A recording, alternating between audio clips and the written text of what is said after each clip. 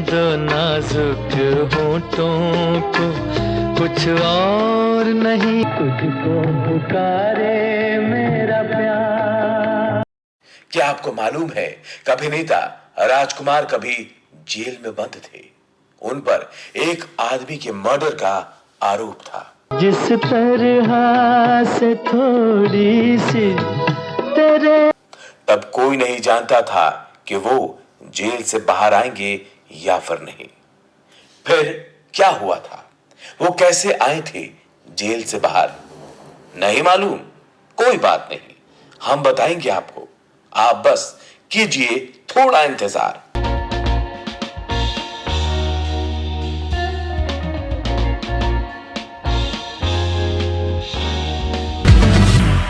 ये जुल्फ अगर खुल के बिखर जा। ये है राजकुमार, वही राजकुमार जो फिल्म दुनिया में अपनी अकड़ और दर्शकों के बीच खास तरह से डायलॉग बोलने के लिए जाने जाते थे। ये बच्चों के खेलने की चीज नहीं, हाथ कट जाए तो खून निकल आता है।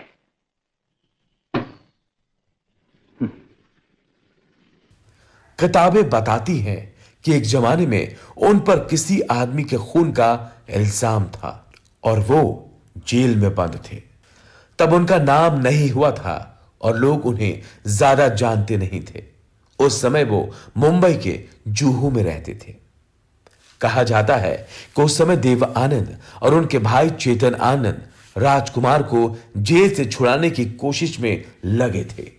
चेतन आनंद ने राजकुमार के मुकदमे के लिए पुणे के एक प्रसिद्ध वकील को नियुक्त किया था, लेकिन तब तक उन्हें जमानत नहीं मिली थी।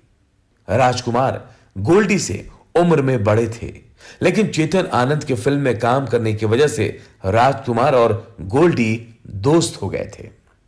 कहा जाता है कि उस दौरान निर्देशक विजय आनंद यानी कि गोल्डी कुछ दिनों के लिए ऊटी गए थे। ऊटी से कुछ दिनों के लिए वो बैंगलोर गए थे। वहां गोल्डी को एक ज्योतिषी के बारे में पता चला जो उस इलाके में काफी मशहूर था।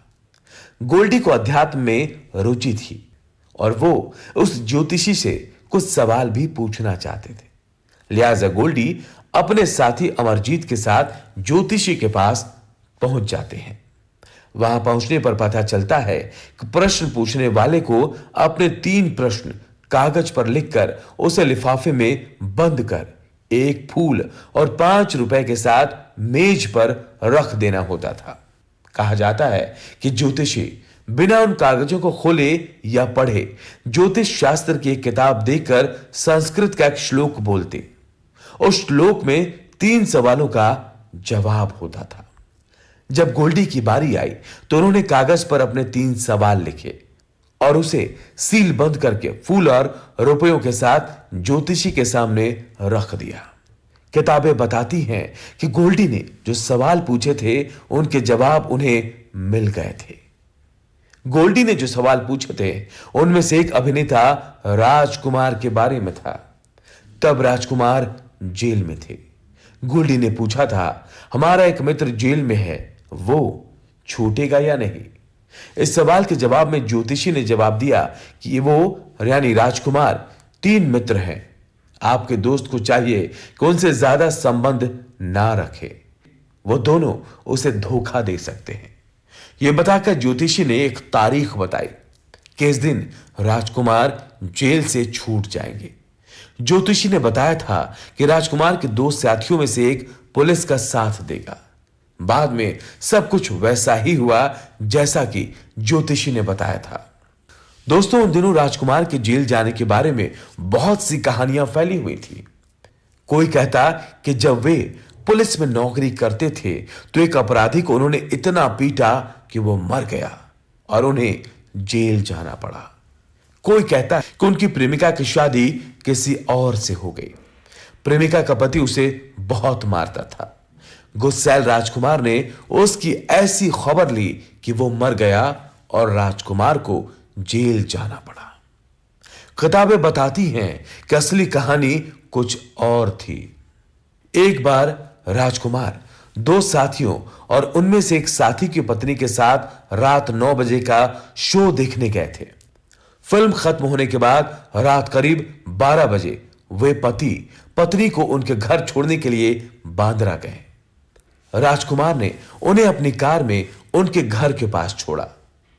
तभी वहां एक शराबी आया और मित्र की पत्नी की ओर इशारे कर गंदी गालियां देने लगा। राजकुमार ने उसे रोका तो वो उन्हें भी गालियां देने लगा। राजकुमार ये सहन नहीं कर सके। उन्होंने अपने हाथ में जो डंडा ले रखा था उससे शराबी को मारा। शराबी भाग गया और करीब 3-4 घंटे के बाद मर गया। राजकुमार उसकी जान नहीं लेना चाहते थे, न ही वो शराबी तुरंत मरा था। एक औरत ने गवाही दी कि राजकुमार के मारने से वह आदमी मरा था, लिहाजा राजकुमार को कत्ल के जुर्म में गिरफ्तार कर लिया गया।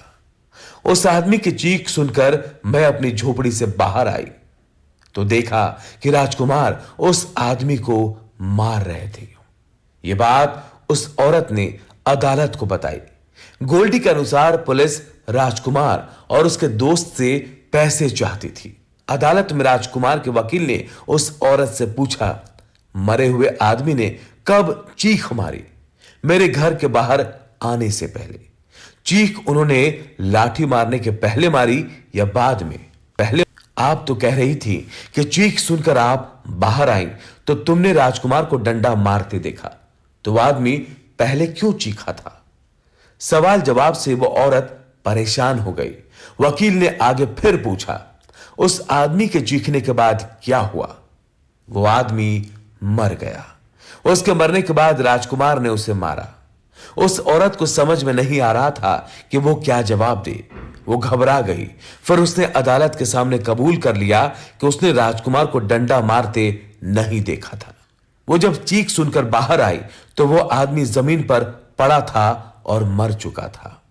वो औरत राजकुमार के मित्र के डॉक्टर पत्नी के नर्सिंग होम के पास झोपड़पट्टी में रहती थी और घटना की एकमात्र गवाह थी।